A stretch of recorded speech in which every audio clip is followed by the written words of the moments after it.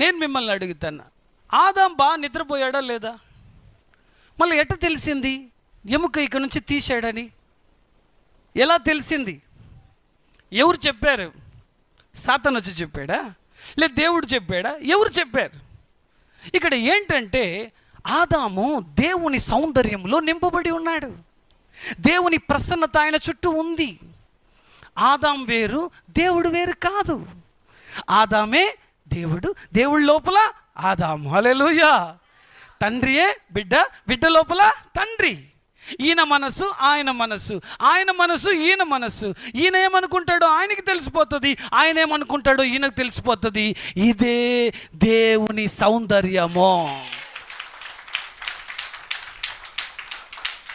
ఆదాం లోపల ఉంటున్న శక్తి ఏమిటంటే, ఈ పాపం చేయబడక ముందు ఆదాము దేవునిలాగా ఉన్నాడు.